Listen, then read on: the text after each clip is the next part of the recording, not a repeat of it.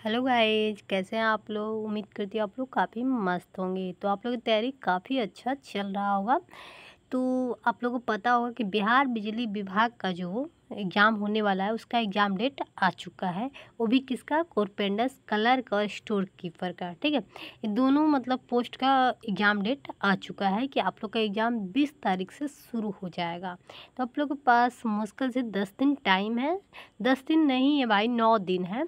तो उसी पर आज हम लेकर आए हैं हिंदी का क्लास पार्ट 1। मतलब हिंदी से जितना इम्पोर्टेंट क्वेश्चन होगा आज मैं इस वीडियो में करा दूंगी। ठीक है, ये मास्टर वीडियो है, आप लोग बिना देखे मतलब मत छोड़िएगा, पूरा देखिएगा। आप लोगों को फ़ायदा होगा, काफ़ी फ़ायदा होगा, क्योंकि एग्ज़ाम में बहुत कम टाइम बचा हुआ है, इसी में तैयारी करना है। तो आइए हम चलते हैं सीधे क्वेश्चन पे। तो दोस्तों, ये आप लोगों को दिख रहा होगा बिहार बिजली विभाग भर्ती 2024-25। ठीक है, इसमें से एक मिनट, इसमें से आपका 50 क्वेश्चन महत्वपूर्ण आप लोगों को कराऊंगी MCQ। तो आइए चलते हैं, हम एक एक चीज़ को समझते हैं। देखिए दोस्तों, यहाँ पे फर्स्ट क्वेश्चन आ रहा है, प्रत्येक प्रश्न के लिए सभी उपयुक्त विकल्प रहेंगे। तो यहाँ पे दे रहे हैं, कमल का पारिभाषिक शब्द क्या होगा। भाई, कमल का जो पारिभाषिक शब्द क्या होगा।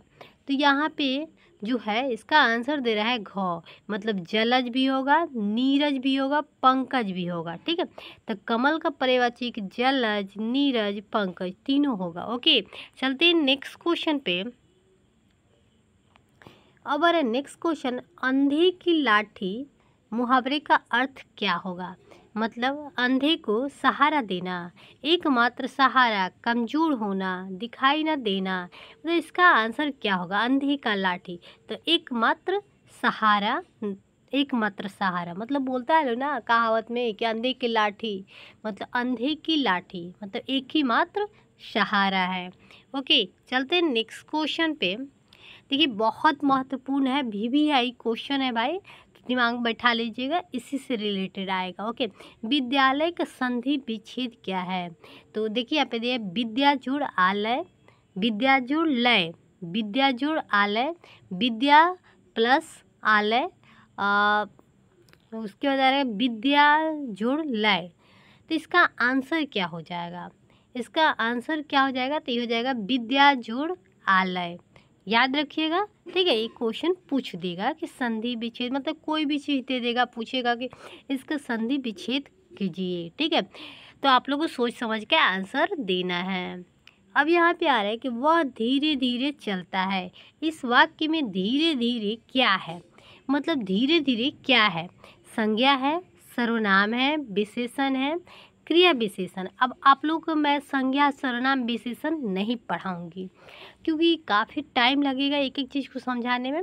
ठीक है, तो ये आपका क्या है, क्रिया विशेषण है। ठीक है, धीरे धीरे चलना क्या है, धीरे धीरे क्या है, तो क्रिया विशेषण। एक तो क्रिया कर रहा है और दूसरा विशेषता बतलाता है। चलते हैं नेक्स्ट क्वेश्चन पे। प्रतीक में कौन सा समास है, प्रतीक में समास कौन से हैं।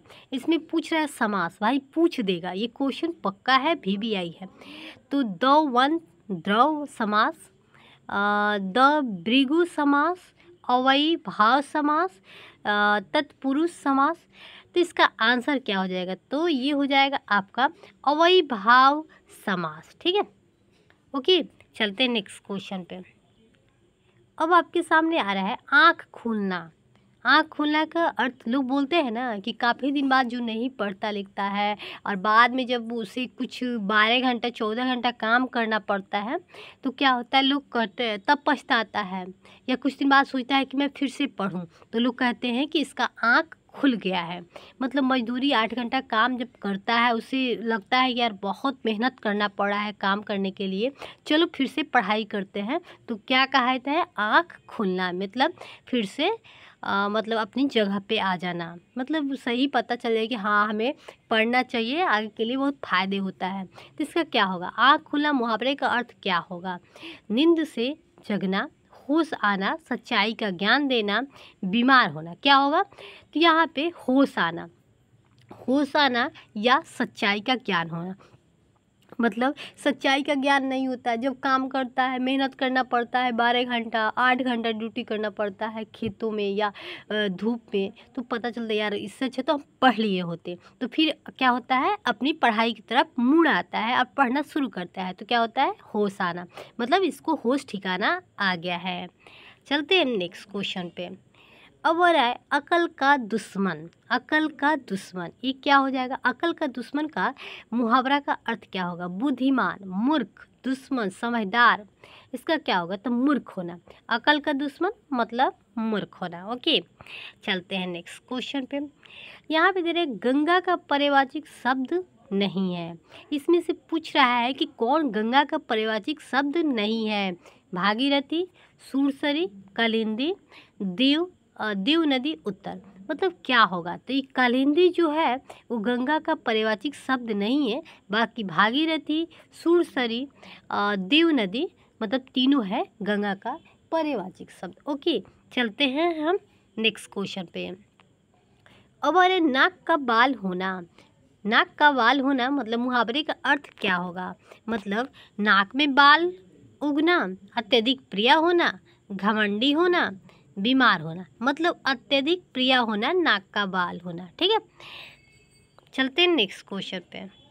अब अरे उपकार का विलोम शब्द क्या होगा, उपकार, अनुपकार, परोपकार, विकार, उत्तर। मतलब क्या होगा, उपकार का अपकार होगा। ठीक है, उल्टा शब्द पूछ रहा है, विलोम शब्द का मतलब हुआ। चलते हैं नेक्स्ट क्वेश्चन पे। अब अरे जो कभी बूढ़ा ना हो के लिए एक शब्द क्या है, जो कभी बूढ़ा नहीं हो उसके लिए क्या है, अमर, अजर, अविनाशी, अनवर। तो क्या होगा, तो अजर होगा। ठीक है, जो कभी बूढ़ा ना हो। चलिए नेक्स्ट क्वेश्चन है कि हाथ मलना मुहावरे का अर्थ क्या होगा। हाथ धोना, पछताना, व्यायाम करना, खुश होना। मतलब हाथ मलना, हाथ मलते रह जाना, मतलब पढ़ाई के समय एग्जाम के टाइम नहीं पढ़ना। ठीक है, नहीं पढ़ना और बाद में क्या करना, पछतावा करना। हाथ मलते रह, यार काश पढ़ लिए होते तो रिजल्ट बन गया होता। तो यही है पछताना, मतलब बाद में पछतावे के अलावा आपके पास कुछ नहीं होगा, इसलिए टाइम रहते ही अपना काम करना चाहिए। अब अरे यथाशक्ति में कौन सा समास है, तत्पुरुष समास, कर्मधारय समास, अव्ययीभाव समास, द्विगु समास। क्या होगा, यथाशक्ति में कौन सा समास होगा, तो भाई ये हो जाएगा अव्ययीभाव समास। ठीक है, यथाशक्ति तो भाई भाव होना चाहिए ना। चलिए अब हम आते हैं नेक्स्ट। अग्नि के पारिभाषिक शब्द क्या होगा, अग्नि का अनिल, अनल, समीर, पवन। तो क्या होगा, तो भाई अग्नि का जो हो जाएगा अनल होगा, पारिभाषिक याद रखिएगा। अब हम आते हैं नेक्स्ट पे, 1 और 11 होना। 1 और 11 होना, तो यहाँ पे क्या होगा, गणित सीखना, एकता में शक्ति होना, जोड़ना, गुना करना। क्या होगा, तो मतलब 1 और 11 होना, एकता में शक्ति होना। मतलब 1 और 1 मिलकर क्या हो जाए ना, 11 होना। मतलब एक साथ मिलकर अगर एक से अधिक व्यक्ति मिलकर अगर करता है लोग तो क्या होता है, शक्ति आ जाता है, जिसके कारण कोई भी काम हम आसानी से कर लेते हैं, या हमारा काम या हमारा बात हर कोई सुन पाता है। अब हम नेक्स्ट पे आते हैं, गुण का विलोम शब्द क्या होगा भाई, अवगुण, आप लोग बताइएगा, सगुण, निर्गुण, अगुण। क्या होगा, तो भाई गुण का जो विलोम शब्द होगा अवगुण। ओके, इसका आंसर ए हो जाएगा। चलते हैं नेक्स्ट क्वेश्चन पे। यहाँ पे कि जिसके दास आनन हो, जिसके 10 आनन हो उसके लिए एक शब्द क्या होगा। क्या होगा भाई, जिसके 10 आनन हो, 10 आनन, 10 मुख, 10 शीश, ये सभी उत्तर क्या होगा भाई, तो सभी होगा। 10 शीश होगा, 10 मुख होगा, 10 आनन होगा। ठीक है, अब आ रहा है नेक्स्ट क्वेश्चन, कान भरना मुहावरे का अर्थ क्या होगा। मतलब कान में तेल डालना, चुगली करना, सुनना, बहना। क्या होगा, तो कान भरना मतलब कोई क्या करता है, किसी के प्रति कान भर देता है। क्या करता है, चुगली करना। क्या करता है, चुगली करना। कान भरना मतलब चुगली करना। मान लीजिए कि कोई आपके ही मेंबर है, आपके फैमिली के मेंबर है, वो क्या करता है आपके प्रति, क्या करता है दूसरों को भड़काता है, आपके ही फैमिली में किसी को भड़काता है आपके प्रति चुगली कर करके, तो वही होता है कान भरना। बोलता है ना ज़्यादा कान मत भरो, लोगों का काम होता है कान भरना। ओके, चलते हैं नेक्स्ट क्वेश्चन पे। पर्वत का पर्यायवाची शब्द क्या होगा? सागर, नदी, सैल, आकाश, क्या होगा? तो ये हो जाएगा पर्वत का हो जाएगा सैल। ओके, इसका आंसर हो जाएगा आपका सैल। ठीक है, चलिए नेक्स्ट क्वेश्चन पे हम आते हैं। कमर कसना मुहावरे का अर्थ क्या होगा? व्यायाम करना, तैयार होना, नाचना, सोना। ठीक है, तो इसका क्या हो जाना, मतलब कमर कसना मतलब तैयार हो जाना। कमर कस लेना, एग्जाम पास में है, मतलब तैयार रहना एग्जाम के लिए। नेक्स्ट क्वेश्चन पे हमारे कि अंबर, अंबर का विलोम शब्द क्या होगा भाई? धरती, आकाश, बादल, सितारा, क्या होगा? तो अंबर का हो जाएगा धरती, इसका आंसर ये हो जाएगा। चलते हैं नेक्स्ट क्वेश्चन पे। जो सब कुछ जानता हो उसके लिए एक शब्द क्या होगा? ज्ञानी, स्वर्गीय, विद्वान, चतुर। ठीक है, तो क्या हो जाएगा? स्वर्गीय। ठीक है, अब हम आते हैं नेक्स्ट पे। दांत खट्टे करना मुहावरे का अर्थ क्या होता है? तो यहाँ पे खट्टी चीज़ खाना, पराजित करना, बीमार होना, प्रशंसा करना। मतलब दांत खट्टे कर देना, किसी को क्या करना? हरा देना, किसी को हरा देना मतलब पराजित कर देना। ठीक है, अब हम नेक्स्ट पे आते हैं कि पुष्प का पर्यायवाची शब्द क्या है? सुमन, कुसुम, प्रसून, वरी, क्या होगा भाई? तो इसका आंसर हो जाएगा वरी। ठीक है, चलते हैं हम नेक्स्ट क्वेश्चन पे। यहाँ पे आ रहा है कि पेट में चूहे कूदना मुहावरे का अर्थ क्या होता है? पेट दर्द करना, बहुत भूख लगना, शरारती होना, डर लगना। मतलब क्या होगा? बहुत सारे लोग कहते हैं कि मेरे पेट में चूहे कूद रहा है। भाई बचपन में लोग कहते हैं, हम सोचते थे कि यार पेट में चूहा भी कूदता है क्या? तो इसका अर्थ क्या होता है कि बहुत जोर भूख लगना। ठीक है, मतलब जब भूख तेजी से लगता है तो क्या बोलता है लोग कि पेट में चूहे कूद रहे हैं। चलते हैं नेक्स्ट पे। रात का विलोम शब्द क्या होगा? अब रात का भाई विलोम शब्द किसे पता नहीं होगा, तो क्या होगा? रात का विलोम शब्द भाई सबको पता होगा कि रात का विलोम शब्द जो होगा दिन होगा। ओके, चलते हैं नेक्स्ट क्वेश्चन पे। जिसका कोई शत्रु ना हो उसके लिए एक शब्द क्या होगा? तो अज्ञात शत्रु, इसका आंसर बी हो जाएगा। चलते हैं नेक्स्ट क्वेश्चन पे कि मुंह में पानी आना मुहावरे का अर्थ क्या होना? प्यास लगना, लालच आना, रोना, हंसना। मतलब क्या होगा? मुंह में पानी आ जाता है जब आप कुछ देखते हैं, मतलब पैसे हो या कुछ भी हो, तो क्या होता है आपके अंदर? लालच आ जाता है। ठीक है, इसका आंसर बी हो जाएगा। नेक्स्ट क्वेश्चन आया कि सूर्य का पर्यायवाची शब्द क्या होगा? ठीक है, शशि, चंद्रमा, रवि, तारा, उत्तर क्या होगा? इसका आंसर जो हो जाएगा, सूर्य का जो पर्यायवाची शब्द होगा दोस्तों रवि होगा। ओके, इसका आंसर ग हो जाएगा। चलते हैं हम नेक्स्ट क्वेश्चन पे। रंगा सियार मुहावरे का अर्थ क्या होता है? भाई आप लोग रंगा सियार का कहानी सुने होंगे, मतलब दूसरा या तीसरा क्लास में एक रंगा सियार था। मतलब क्या होता है उसका मतलब?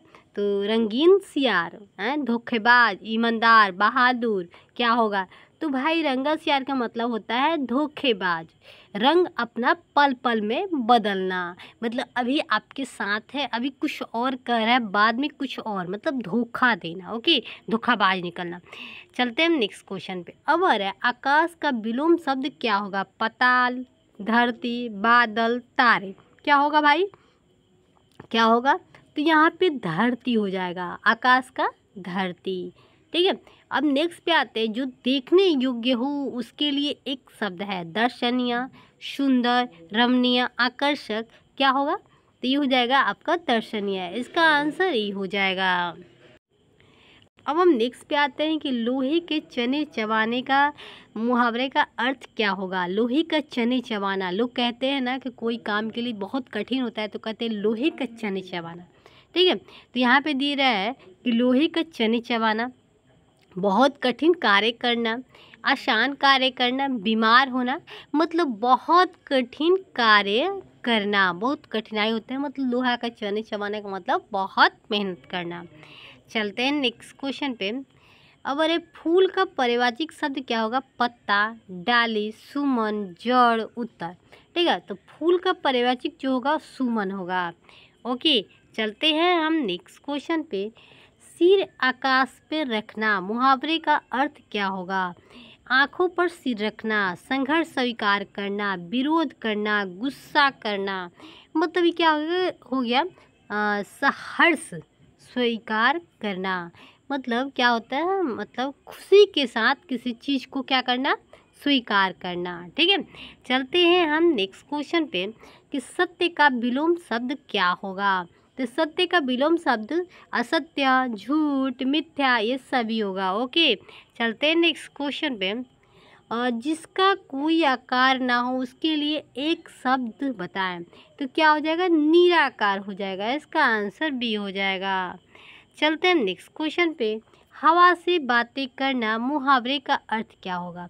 धीरे चलना, बहुत तेज दौड़ना, हवा में उड़ना, बातें करना, मतलब क्या होगा?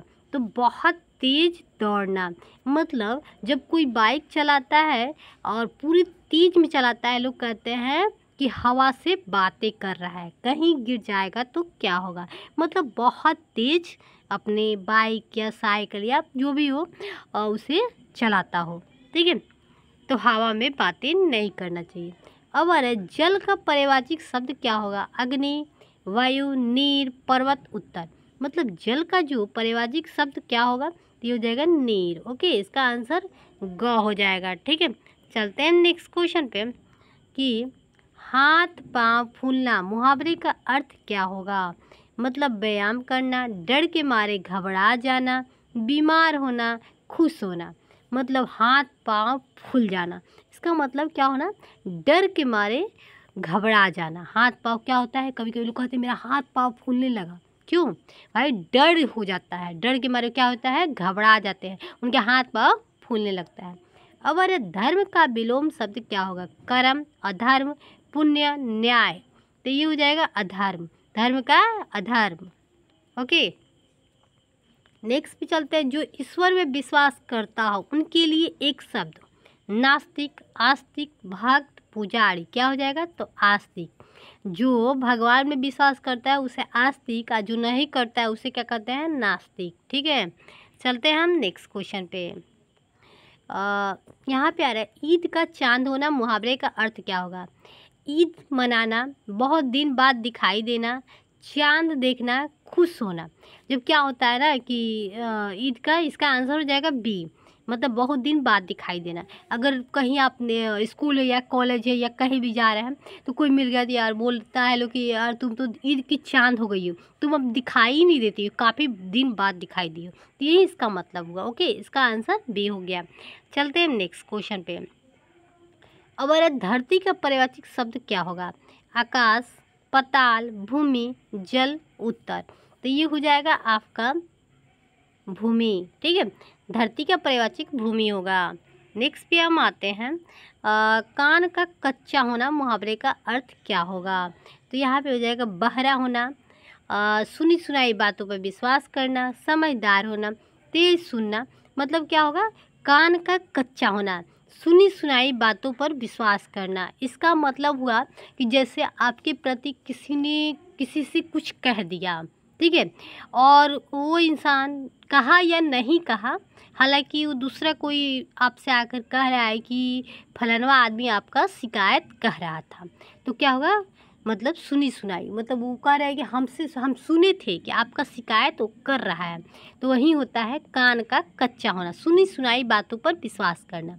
जो बात कह देता है कि हाँ ये आदमी इसने आपके बारे में कहा है, तो क्या होता है कुछ लोग विश्वास कर लेते हैं, झगड़ा लड़ाई कर लेते हैं, नहीं करना चाहिए भाई, जब सुने ही नहीं तो क्या बात है ना। चलते हैं नेक्स्ट क्वेश्चन पे। अब आ रहा है सुख का विलोम शब्द क्या होगा? तो भाई सबको पता है सुख का विलोम शब्द दुख होता है। ठीक है, अब अरे जो पढ़ना लिखना जानता हो उसके लिए एक शब्द, विद्वान, साक्षर, ज्ञानी, लेखक। तो क्या होगा भाई, जो पढ़ना लिखना जानता है उसे हम लोग साक्षर कहते हैं। क्या कहते हैं? साक्षर। जो पढ़ा लिखा होता है साक्षर, और जो नहीं पढ़ा लिखा होता है वो क्या होता है? निरक्षर। ठीक है, अनपढ़ भी बोल सकते हैं उसको।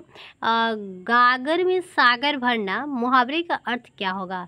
मतलब गागर में पानी भरना, थोड़े शब्द में बहुत कुछ कहना, कविता लिखना, कहानी कहना। मतलब क्या हो जाना? थोड़े शब्द में बहुत कुछ कह देना। लोग कहते हैं कि गागर में सागर भर दिया, मतलब थोड़े ही शब्द में बहुत कुछ कह दिया। ये समझदारी का निशानी है ना। चलते हैं नेक्स्ट क्वेश्चन पे। अब अरे पक्षी का पर्यायवाची क्या होगा भाई? तो मछली,